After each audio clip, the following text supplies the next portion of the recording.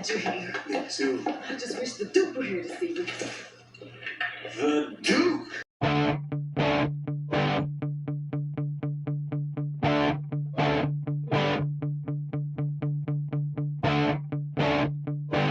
Hello YouTube, this is the Duke with another amazing old school bike build video. Promising you that we're not going to get political on this one. We're going to get back to old school BMX. Show you my Christmas lights. My son and I spent the whole day yesterday and today putting these up, and I think they came out pretty good. So let's take a look. All right, let's go outside and see the lights. I want you to see what I've been doing, guys.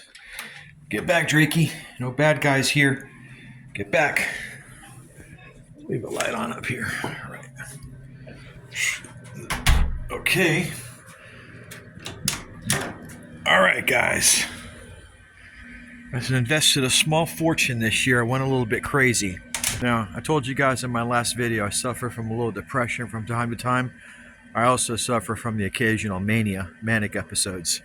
Never harmful. I just kind of go crazy spending. My manic is limited to financial mania. But let me show you what I did to the house, and I hope you guys like it because I really like Christmas, and I couldn't wait until Thanksgiving to put this stuff up this year. I wanted to get a jump start on the holidays because this has been a really tough year for a lot of us, and we need a little bit of Christmas cheer. All right, guys. Oh yeah, I went a little overboard. Okay, so yeah, we got all the way up on the second floor, the peak of the roof, did a whole bunch of inflatables by the front of the house, climbed the tree. Yeah, even got up there 20 feet up on the branches, my old fat butt, laid lights out on that, and we took it all the way to the side of the house. And I want you to see what it looks like with the Spanish moss. Look at that, guys. That's with all the Spanish moss. I got a huge oak tree in my front yard. Now, I don't know how well this is going to show up on film, but you can get an idea. We got a lot of moss up here in Daytona Beach area. I'm just outside of Daytona Beach. We're north of Orlando, about an hour. Tonight it's 44 degrees. And it is the 10th of November. Maybe the 11th, I'm not sure. Today is Tuesday. I do this mostly for the kids because it's my son's room up there. He's watching TV. I do this mostly for the kids but yeah, this is what I did. And this is the Duke's lair. And the bike loft where I do all my amazing bike videos is actually up here. Take you around the side of the house and I'll show you and give you another perspective of this home so you can see how Christmassy we did it. All right. And this is the side of the house where my garage is at. And this house is on a little bit over half an acre. That's Duke's lair up there above the garage. That is my bike loft. Acre is 43. All right, guys. Whew. I catch my breath. It is cold out there, and combined with that stairway climb. Okay, now, what are we going to talk about in tonight's video? Tonight's video is going to be based on some misnomers about GT BMX. So let me start out this narrative this way. A lot of people have been asking me lately, what is the difference between a GT Mach 1 made in 1984 through 1987 and the GT 1984 Nora. Now, if you've seen my previous bike build videos, you'll know what a Nora bike is, or otherwise known as a GT Pro. It's also known as a Wings Logo Edition. This is the bike. I'm going to narrate this while I try to catch my breath. All right, guys, for those of you who are my regular loyal subscribers, thank you very much for your time coming back again. You know about these three bikes. We have an 81 first year Nora. We have an 83 mid-year and a final fourth year. No, excuse me, that's the 84, the final year. That's the 83 and that's the 81. Okay, 81, 83, 84. I'm missing the 82. Now, you'll notice again, As I said in all my videos, the GT Pro Nora does not have a salami slice on the rear that says GT. It's just a straight cut in the back with a cap. Very non-decorative cap. Just a cap, okay? Just a cap. No GT stamped on it. No funny baseball logo next to the serial number. And by the way, it's not a baseball logo. Now, let me make sure that my data is correct here because I don't want to give you guys false information. This is very technical. I'm going to do a deep dive, technical deep dive into this baseball frame logo phenomenon that we've all talked about. The baseball frame logo is not a baseball. It's a symbol from a company called Koizumi. I think that's how you say it, Koizumi. Koizumi was a big Japanese bike manufacturer back in the 70s and 80s, and they made BMX bikes for the biggest manufacturers, including Kuwahara and Diamond Back. Now, Diamond Back's first 3 years, they were all made by Koizumi. The Harry Leary and the higher-end Diamond Back bikes continued being made by Koizumi, while Diamondback took their production to Taiwan, okay? But Koizumi continued making the expensive bikes. Other brands that went there were Hutch. As I talked to you in my earlier video, was made in both Japan by the Koizumi factory and America. My pink Woody Itson Hutch Trickstar is a Koizumi Japanese baseball logo bike. Again, it looks like a baseball, but it's not a baseball. The white one is an American. The white one has a longer platform in the back than the Japanese one. Look how far the little tubes extend past the columns on the Japanese bike, barely any. Look how far back they go in the American, okay? I don't know if you guys can see this from this angle, but I did a video on these two bikes as well. The Mongoose FS1 is also Koizumi. Now, a lot of people don't understand that Koizumi also manufactured forks for Tangi. I'm going to really get technical here for you guys. You're going to really start picking my databases for information now that I'm getting on Koizumi. Koizumi welded forks for Tangi on a lot of early BMX bikes. And remember, Koizumi made bike frames that were not just 20-inch, but 10 speeds, tandem bikes, girls' bikes. They had the chrome tanks to dip the chromoly 4130 structural framing. These bikes were all made with 4130. What is 4130? What is 4140? What is 4150? 4130 is chromium and molybdenum combined in very small percentages into regular steel to manufacture a super strong aircraft aluminum type of alloy. Without the percentages and the tempering done at exactly the right tolerances in the blast furnace, the steel will not be correctly manufactured. Without getting too technical with metallurgy and the way that metal frames are made, you have to go back to the early 19th, turn of the 20th century. The United States was not advanced in engineering at this time. Paris was with the Eiffel Tower and our Statue of Liberty. The United States was just learning about metallurgy and about iron, ball iron and wrought iron. Our bridges were mainly wrought iron in Chicago during this period. None of the engineers thought that you could span steel more than 50 feet unsupported without concrete pillars. And they thought it would collapse. Everything was iron, okay? Because that's what Gustav Eiffel said as a standard was forged wrought iron. We had some ideas with Carnegie, who owned Bethlehem Steel and Bessemer Steel.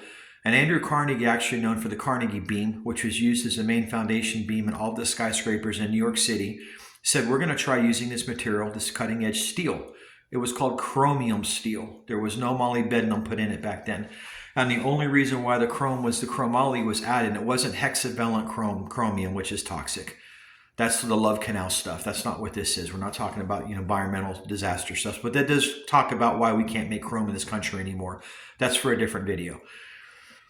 Carnegie developed this steel by going to Europe and studying the metallurgy of the biggest German and French engineers at the time. This is pre-World War II.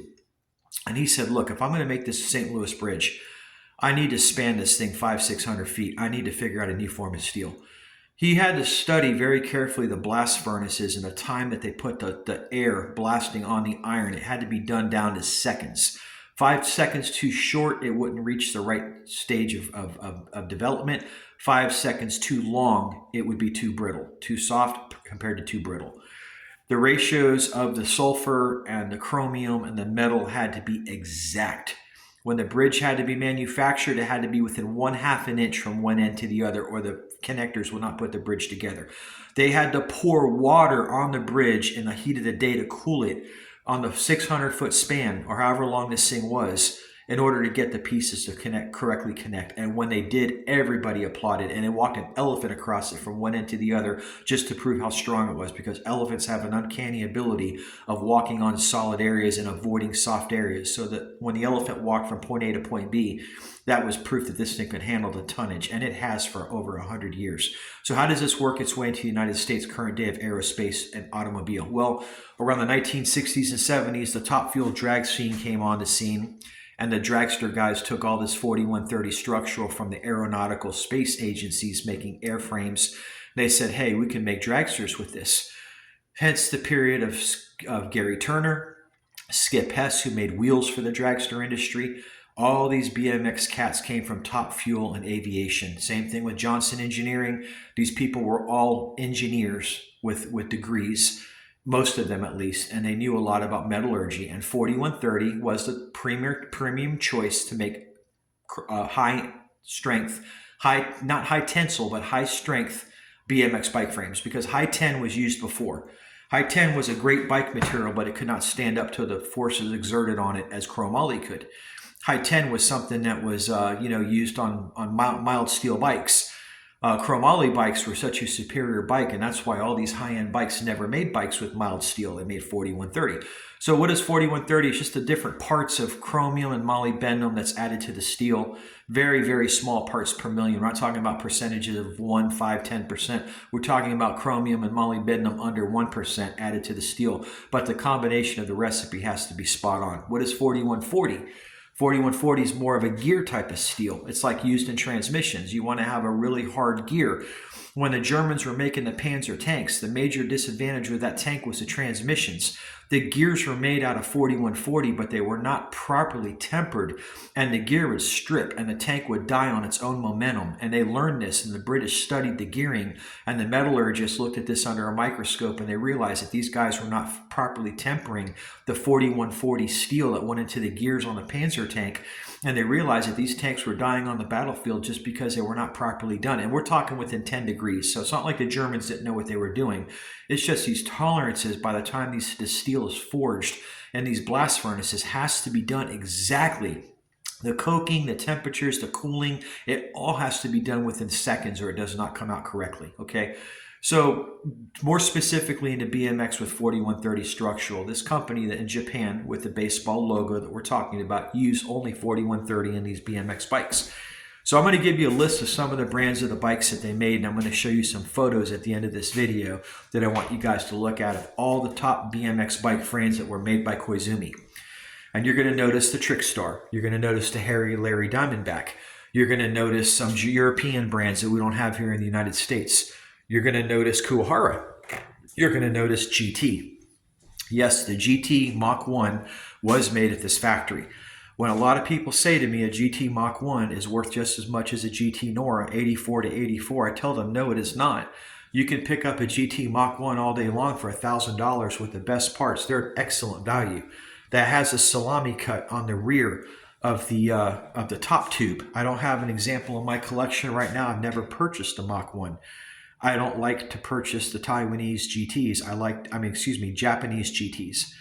If I say Taiwanese in this video like I did on my last one when I was referring to the pink Hutch Trickstar, it's my mistake because I talk so damn fast. I mean Japanese, because these bikes are made everywhere. Japanese, Taiwanese, Americanese, now they're all Chinese. So that's another video which I talked about in my last video that unfortunately got very political and people are on there accusing me of being MAGA. One guy says, oh, this is the first MAGA vintage BMX guy that I've met, as if there's nobody involved in old school BMX that's conservative. I consider myself a conservative. I'm not going to get political, but I have beliefs. I believe in the sanctity of life. I believe in the elimination of communism. I believe in God and country. I believe in a strong nuclear family. I believe in the Sears catalog that I looked at from 1975 to 1990. That's what I grew up on. I believe in the pre-modern woke era. Do I believe that minorities should have opportunities? Absolutely. My father came from Cuba in 1962 to flee communism. It's because of Fidel Castro and communism that I'm here today, ironically. Because otherwise my father would have stayed there. And don't confuse him with the new generations that are coming over now committing all the crime. My father was one of the old school Cubans that came here that loved America. He loved the red, white, and blue. Okay, he denounced communism. He never took $1 in public assistance or welfare. He was self-made, and to this day, he works on his own to make his money. He does not take a hand up or a handout. He's a self-made man, and that's the way he raised us to be. So I'm just going to leave it at that. Okay, we're not going to go any further into the politics. My last video was simply saying what the hell has happened to America and what the hell has happened to classic and old school BMX bikes. And I was just pointing out a few things. I did not get into deep things. I did not get into deep geopolitical issues and sociological issues and things that steered this country off the cliff that it is at now. I did not want to get political to the degree where we're really starting to upset people. But if I did rub some people the wrong way, I apologize. I'm not trying to get political with my videos, but we all have to ask ourselves what happened to these bikes. And I just wanted to give you guys just a general narrative of my experiences growing up of what happened to them. And that's what that video is about. It was not meant to get political, and it was not meant to insult people. This is a BMX channel. And I have friends that are both sides of the aisle, Democrat and Republican, straight and queer. It doesn't matter to me. People are people. I might not believe in your things and you don't believe in mine, but that does not mean we all can't have commonality when it comes to old school BMX bikes. So let's get back into it. Okay, guys, I'm going to read you a few things I got at BMX Museum. It's an excellent place to get information on everything you guys want to learn about old school BMX. Here's a little bit of information about brands that Koizumi made. Okay, Koizumi made frames for a broad spectrum of bicycle manufacturers, including Diamond Back. We already talked about that. Toowoomba bicycles, never heard of Toowoomba. Madison, Century, Centurion, Rally, Bennett, GT, Hutch, Diamond Back. And yes, the so-called baseball symbol does not represent a baseball. It's the factory logo, which I'm going to show you in some pictures at the end of this video. That's on the front door of the Koizumi factory, okay? The baseball symbol. And then, of course, I'm going to give you guys a picture if you want to decipher some serial numbers on these bike frames. But remember, the main bikes that we're talking about that they made was a GT Mach 1. And I'm going to show you real quick all of these, okay? They made the GT Mach 1. That's Koizumi. Okay, there's a close-up of what you're going to expect to see with that baseball logo. That is on my pink Hutch Trickstar. That is on a few of my bikes. They made the Madison Taipan. That's also made by Koizumi. Looks a lot like a Webco with a loop tail, but it's not. Of course, the Diamondback was made there, and the Harry Leary continued to be made there. And there's another Diamondback. It says right here, Koizumi Japan Vintage Old Viper. This is one currently for sale on eBay. And the seller, MGM 1962, actually knows that this is a Koizumi Diamondback. So this tells me this guy's old school and he knows his bikes, because most people would just put baseball logo like this one. 1985 Hutch Trickstar, $8,000, baseball. He knows it's baseball, which means Japanese, but he doesn't really know much more than that. He just puts baseball. And those of us that collect these bikes know what they mean by that. Again, that's the baseball, okay, if you want to see the logo right there. I'm going to put these pictures at the end of my video. Here's the front door of the Koizumi factory. And it shows that logo on their door, okay? And it also shows the tank that your bikes were made in. That's the chrome tank that your bike frames were dunked in, okay? That's an example of a sidecar they made for a Diamondback. I'll try to get this where the light's not glaring in here. This is an example of a stamper for the serial number that your frame was made with on the rear dropout. And there's all the digits to change it for each bike frame. And there is a white Hutch Trickstar made in the Koizumi factory. And I'm going to post these photographs at the end of my video. And there's a set of Hutch ladder bars. Okay, they even made those. So guys, there's a rich heritage behind this company. I found this on another BMX bike. Koizumi is a Japanese bike manufacturer. Diamondback used Koizumi to manufacture their early frames. Some of these are the most iconic classic bikes like the Harry Leary. Around 83, due to cost, Diamondback began moving their production facilities to Taiwan. and Fairley Bike Company. Higher-end frames such as the Harry Larry Turbo and Formula One continued to be produced in Japan by Koizumi until 1984. That is because they made such high-quality frames, better than the Taiwanese. Remember, things went from the United States to Japan, and then from Japan to Taiwan, and then from Taiwan to China. And that's the problem that we have now, as I said in my last video, is that everything from China, and when I say everything, it's an exaggeration. I use a little bit of hyperbole when I talk. I'm not gaslighting. I just use a little bit of hyperbole. I'm not sitting there saying everything. It's so beautiful. It's beautiful, guys. This is beautiful gold walls. Got my beautiful gold in the president's hallway, you know, Hall of Presidents with all this Home Depot painted gold decor. No. That's not what I'm talking about. I'm not gaslighting like the president. What I'm trying to simply say is I speak in hyperbole from sometimes. Not everything comes from China, just like 89% of it all. When you walk in Walmart, maybe 95%. You probably 5% from other places. When I say everything, I just mean most everything. I said a lot of everything in my last video, but I did point out not all of this stuff comes from China. The majority of stuff that comes from China, as I say in all my videos, is total crap. We all can agree to that. But to defend Japan, they do make some good bikes. Their facilities are clean. They're state-of-the-art. A lot of carbon fiber road bikes that come out of there now are very high quality. They're high-quality bikes made for very discriminating purchasers and educated consumers in the road bike industry. They do not care to make high-end BMX bikes there anymore. They focus more on the high-end road bikes and carbon fiber race bikes and e-bikes because, you know, that's their strength. BMX never was a Chinese skill set, a Chinese strength. Japan and Taiwan made very, very good BMX bike frames, probably just as good as the United States, if not better. Things did not work out the same in the 90s when things went to China. Proof of that is go take a look at a Mongoose right now from Walmart, and you'll see what a Chinese-made Mongoose is. Go buy a Stranger Things Mongoose and see what that is compared to one of the bikes that I have on my collection here. Guys, I'm going to have to go. This is going to be a short video. I just wanted to say I'm not always angry and politically angry like my last video. Most of the time I come in here just to talk about old school BMX with you guys.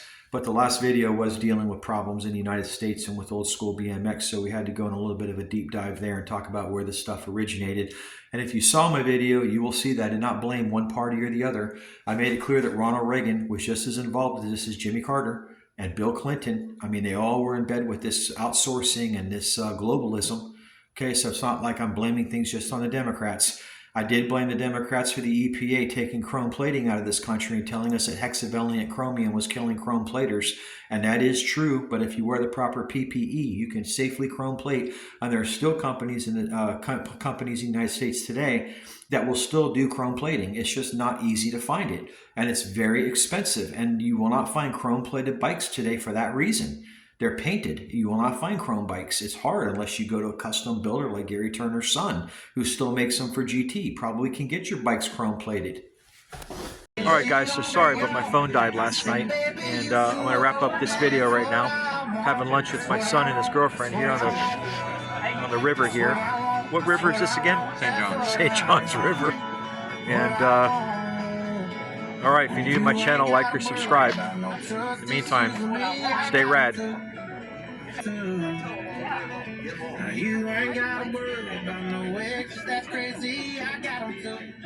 Those houseboats sure are nice. Oh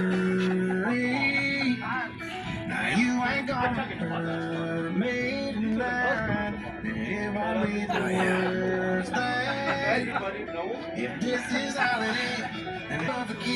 Probably should get